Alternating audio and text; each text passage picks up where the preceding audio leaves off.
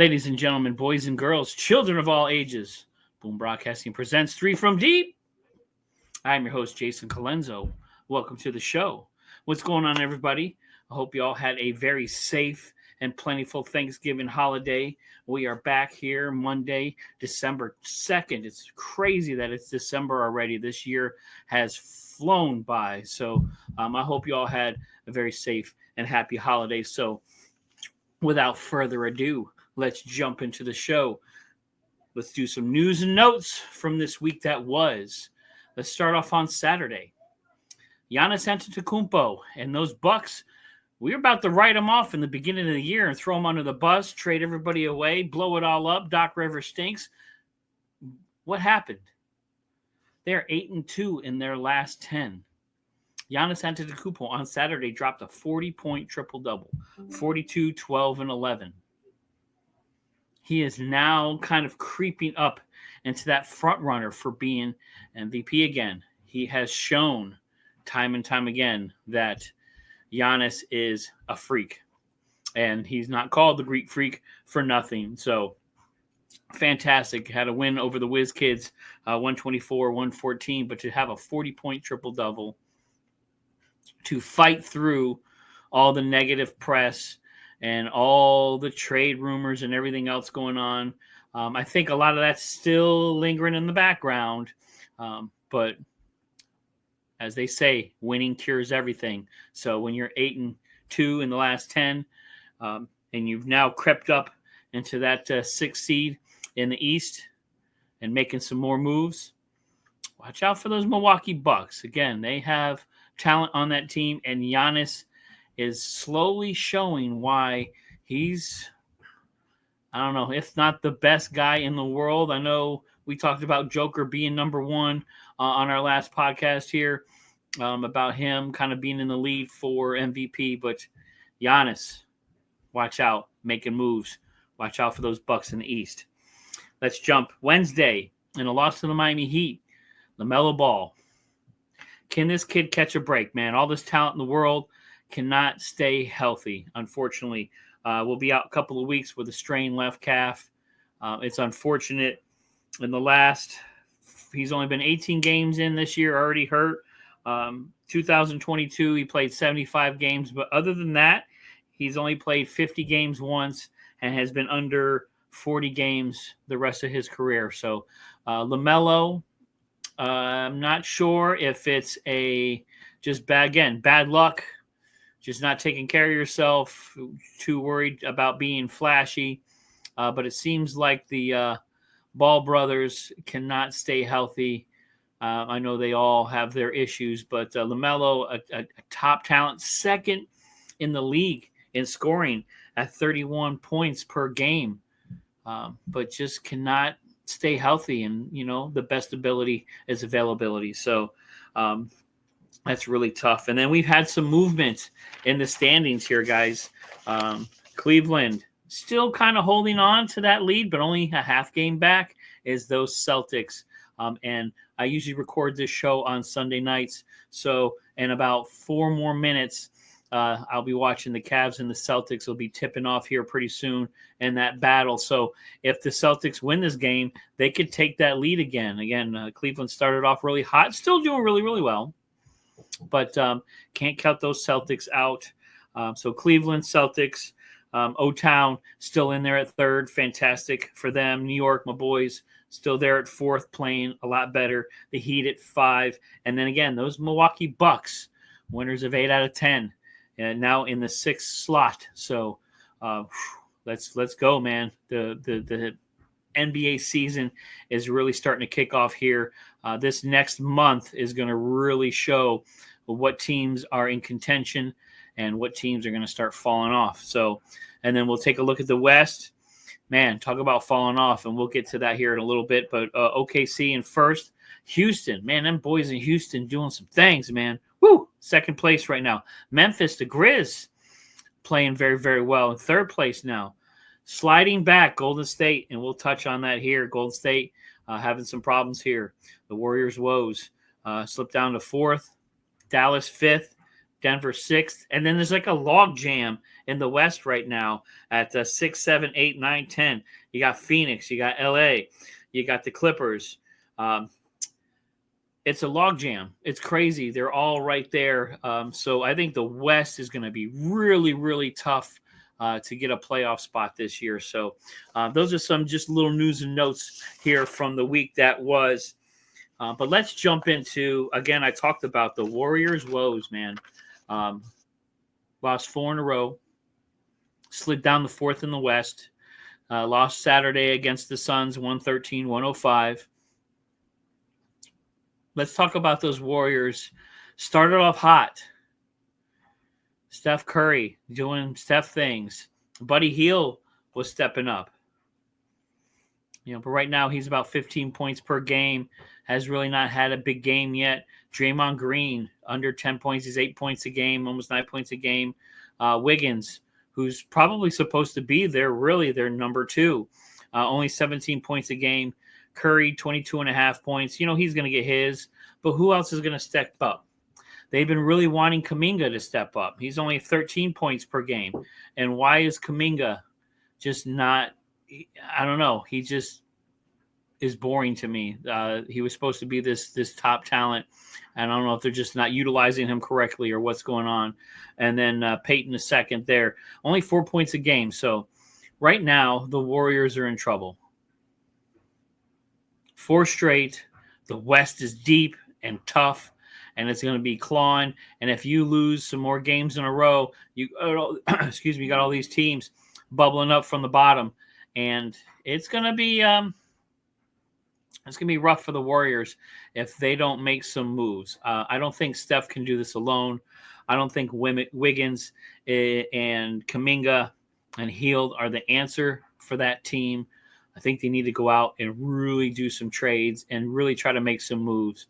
I know there's been Giannis talk.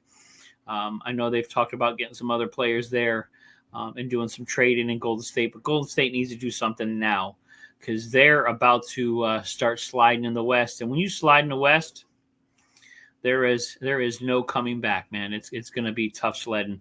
I love Curry. I think, again, he's in the past 30 years, he's probably top 5 most influential basketball players to affect the game. You talk about the way the game is played nowadays. Steph Curry is a huge, huge reason the way the game is played right now, especially from that 3-point arc. So Warriors in trouble right now. 4th in the West, 4 straight losses, not looking very good. Who's going to step up and help Curry? You're not going to have, Clay's there in Dallas, so he doesn't have his boy there, Draymond. Draymond's your spark plug. He's going to, push some guys around for you. He'll get you some rebounds and a couple clutch points here and there, but he's not going to be your 30-point guy. Right now, they do not have that. Again, when they were winning there early in the season, Buddy Hield was having some impressive numbers, but he's kind of slacked off a little bit here. So I'm curious to know what those Golden State Warriors are going to do and how they're going to be able to get back up in the West. Because, again, you got to win. Everybody's winning right now. So will the Warriors make some moves? They better. The other thing I want to talk about today, everybody likes to put the 76ers somewhere. And to me, this is probably going to be one of the last times I really want to talk about them because I can't stand talking about the 76ers. A lot of people are questioning them. Woe is me. They're almost last in the East. They're just not playing very, very well. Joel Embiid is non-existent. If anything, I think he needs to get traded. You talk about Golden State needing somebody. Well, there you go. Embiid's been in the league for 9 years. He's only played 58.8% of his games. So out of 738 games Joel Embiid could have played in, he's only played in 437 games. Trust the process. Tyrese Maxey is back. Dropped 28 points in a win against the Pistons. They needed Maxey back, but that hurts McCann. Jared McCann, that hot rookie, was looking pretty good, but only had 7 points in that game. So I think that now that Maxey's back, he's going to slide off a little bit here. 76ers are 2-3 in their last 5. But everybody talks about the 76ers. The 76ers are, and I hate saying it this way because I know my boy, Michael Davis, Boom Broadcasting president, is a huge Cowboys fan. But the 76ers are now the NBA version of the Dallas Cowboys. All off season, they are built up. Trust the process. We're going to win. We're going to get to the promised land this year. This is going to be our year. The same old story. And then they fall flat. Someone's always hurt. There's always an excuse. They've come close. They've come within a shot here and there. I know they got their hearts broken before in the playoffs. But right now, the way they're playing, right now, the way that team looks, I don't see this being a salvageable year for the 76ers at all. So right now, it is time for the 76ers to start trading. I think Joel Embiid needs a fresh start. I think you go out and get some assets, get some young talent, get some draft picks, and start retooling and rebuilding. Because the process over 9 years with Joel Embiid has not worked. Hell of a talent. 27, almost 28 points per game, almost 11 rebounds per game. But again, if he's only there half the time, what good is that for your team? But that's all we do is we keep talking about it. We keep trying to build them up. 76ers, this is their year. It's the same song and dance the Dallas Cowboys do every year. This is our year. We're going to do it this year. Super Bowl or bust. NBA championship or bust. Made moves. Got Paul George. Playoff P. He's the answer. Get rid of Harden. He was hurting us. Harden turns around and drops 40 points the other day. Still proving he's a prolific scorer. Was Harden the problem? Is Joel the problem? That front office is looking like it's the problem right now. But I also blame the media because they build this team up to be something that they are not. And that's exactly what they do to the Dallas Cowboys every year. They build that team up. You get Stephen A. Smith, loves bringing them on. It's like Stephen A. Smith loves the Cowboys and loves the 76ers. I think he's got in cahoots with them or somehow because he's always got them on the show and he's always mentioning them, yet they just do not deserve and have not earned any mentioning at all. So I'm really, really surprised that we just keep talking about them. It's time to move on. The 76ers are who they are. They are the bottom feeders of the East and need to retool and rebuild. Joel needs a fresh start. Get him out west. Get him as far away as Philly as you can. Put him somewhere where he can thrive. I think either Golden State. I'd love to see him in OKC. I think him in OKC with that young squad. You put him with Chet. He won't have to really be the number one because you got Shai Gilgeous-Alexander's the number one. Same thing in Golden State. You have veteran leadership. He doesn't have to be the number one. He can score and get you rebounds. Right now, the 76ers need him to be the number one, and he can't do it, especially if he's only on the court 58% of the time. And that's pretty sad because he is a great talent. He's amazing. He's got some of the most amazing footwork I've seen a big man. He can shoot the ball from just about anywhere on the court. He is an anomaly. Same thing with an Anthony Davis. Talent, crazy talent. But these guys are always hurt. I don't know if it's conditioning. Again, bad luck. what it is. I don't know if it's what they do to their bodies when they're younger, in high school and college. They beat these kids up nowadays so bad. It's like, in baseball where you got young kids aren't supposed to throw curveballs before a certain age because it messes up their arm. I don't know if basketball really needs to look at something like that. So we're done with the 76ers, guys. Put them where they belong, the back burner, until they really deserve to be brought up in the forefront again. So let's hang up on them here. We'll do a quick sip of coffee, guys. Salud. It's been cold over here in northern VA.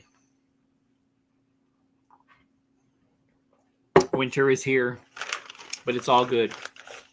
We're enjoying it. So we're going to do a little halftime real quick. I always like to do something a little bit fun, talk about some things. Let me set up myself here real quick. This week, I'm going to do my top 5 sports movies of all time.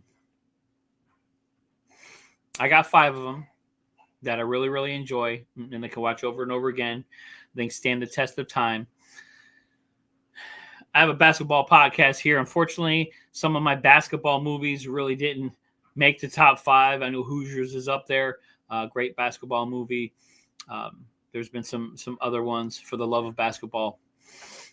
But right now, we're going to jump in real quick. My top 5 sports movies of all time. And let's see, I hope you guys enjoy this here. Number 5.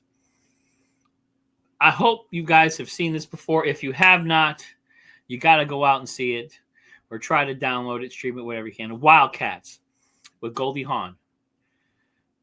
Molly McGrath.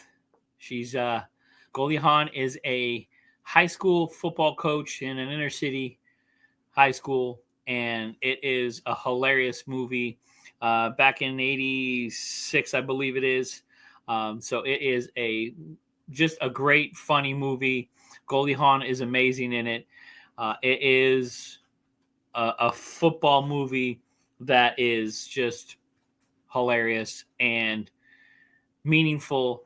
And I think it kind of just one of those movies that stands the test of time. It's not a huge, it's not Rocky. It's not one of those picks that everybody's going to know. But guys, if you've never seen it before, stream Wildcats with Goldie Hawn. You will not be disappointed. I promise you that. So check that out, Wildcats. Number 4, The Sandlot. As a kid, how could you not relate to it? As an adult, how can you not relate to it? You're killing me, Smalls. Just great, fun movie. Again, it's one of those movies you can watch 30. I mean, it is almost 30 years later. And still enjoy it, still laugh, still reminisce about when you were a kid. So one of my all-time favorite movies to watch, funny, and just, you can kind of quote a lot of the different things in that movie. So The Sandlot, number 4. Number 3, Remember the Titans. Just one word, Denzel. Denzel Washington in that movie is fantastic. It is a great movie.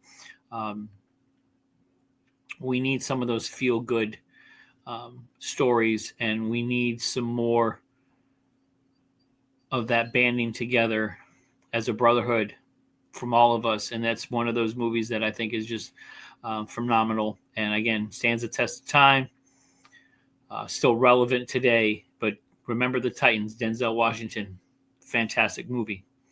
Number 2, Major League. Charlie Sheen, Willie Mays Hayes. Just a funny movie. Again, you can do a lot of quotes. I just think, again, it's one of those movies you can just watch no matter what you're feeling and put it on and just laugh. And even though you've seen it probably 100 times, you can watch it 100 more because it is just that. It's that good. It's that funny. even though it's Cleveland and they beat the Yankees, whatever. Anyway, it's just a great sports movie, and it's one of my all-time favorites. And my number one, Field of Dreams. I know Field of Dreams is a baseball movie, but it's a movie that really is connected to all sports. The feeling that sports brings you when you watch it, when you watch it with yourself, when you watch it with your son, when you watch it with your dad, your parents, whatever, your grandparents. It's a feeling that you had when you were a kid watching your favorite sport, whether it's baseball, football, basketball, hockey, golf, whatever it is. Field of Dreams is one of those movies that really resonates and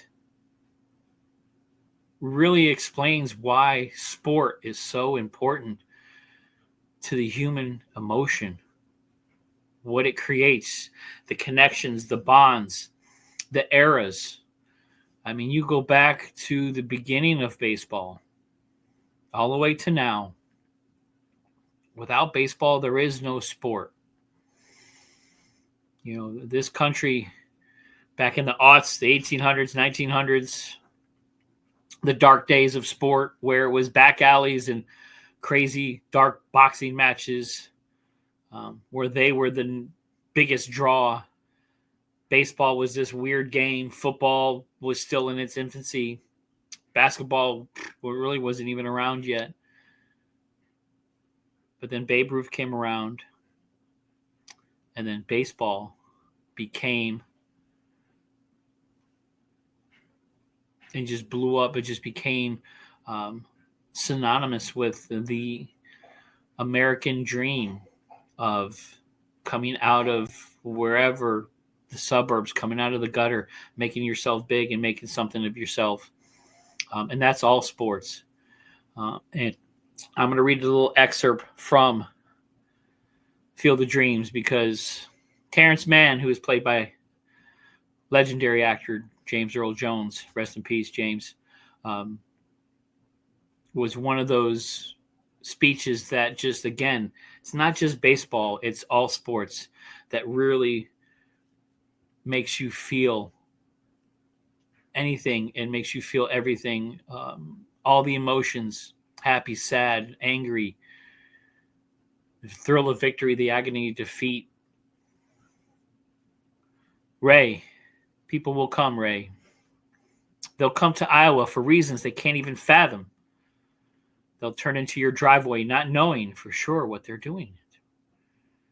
They'll arrive at your door as innocent as children longing for the past. Of course we won't mind if you look around, you'll say. It's only $20 per person. And they'll pass over the money without even thinking about it. Whereas money they have and peace they lack. And they'll walk off to the bleachers and sit in their short sleeves on a perfect afternoon. And find that they have reserved seats somewhere along the baselines where they sat when they were children. And cheer their heroes. And they'll watch the game. And it'll be as if they've dipped themselves into magical waters. The memories will be so thick, they'll have to brush their way from their faces. People will come, Ray. The one constant through all the years, Ray, has been baseball.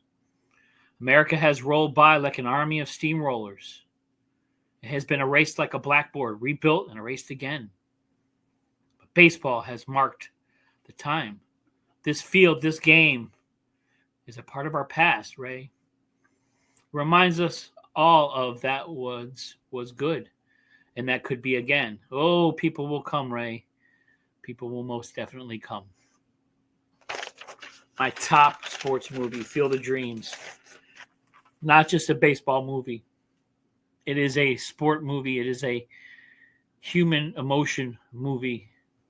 It is a connection between father and son. Whether you watch baseball, whether you watch wrestling, no matter what, it's one of those movies that just is deep and makes you think of so much more. So my top 5 movies, guys, check them out. I hope you enjoy that. So we appreciate it. let's jump on in and get out of this. One more little sip of coffee. We got a few more minutes here. And we're going to talk to you. So let's talk about the week coming up here. We're now past, Thanksgiving here. We're getting pretty close to Christmas here. 23 days till Christmas. So this is an awesome time of the year. Football in full swing. College football, is going bananas right now.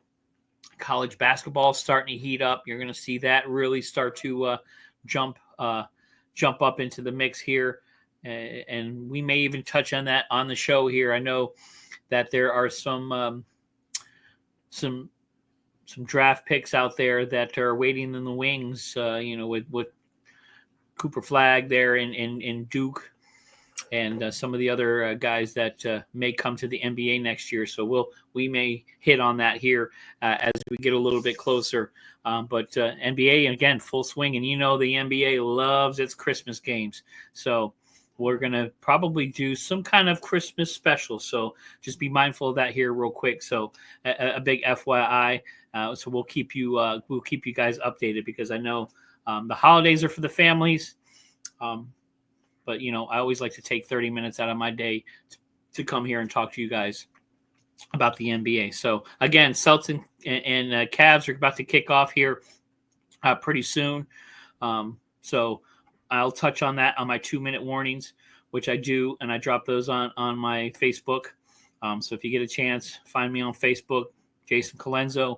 Go ahead and friend me, and then you can see my little 2-minute warnings I do, because I touch base. This is a once-a-week podcast, but I like to do something every day, especially when something big hits. But Sunday night, you got the Celtics and Cavs. Thunder Rockets, number 1 versus number 2. Again, those Rockets playing really, really well. Same thing with the Thunder. Let's see if they can get through this and get Chet back and start playing at full boat there. And then you got the Nuggets versus the Clippers. Again, Nuggets making some moves. Joker right there for MVP, but Giannis coming up hard, coming up strong. Then Monday, you got the Heat versus Celtics, Lakers and Wolves. Lakers doing okay, but again, can they sustain? Tuesday, you got the Grizzlies versus the Mavericks. Hot game going on right now.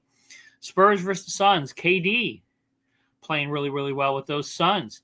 Can he kind of come from behind and show everybody why he's still one of the best scorers in the league and a possible MVP front runner there?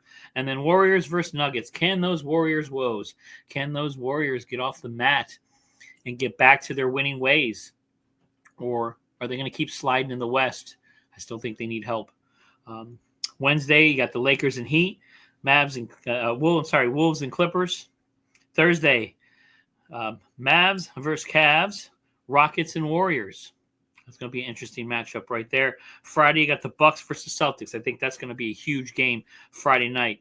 You got Giannis versus Celtics versus Tatum. Tatum, I know a lot of people wonder why I don't mention Tatum in the MVP. Again, I still think he is an MVP caliber player.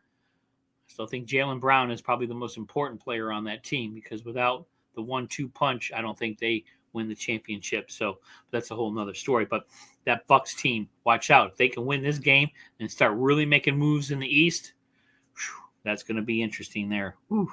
And then you got the Wolves versus the Warriors.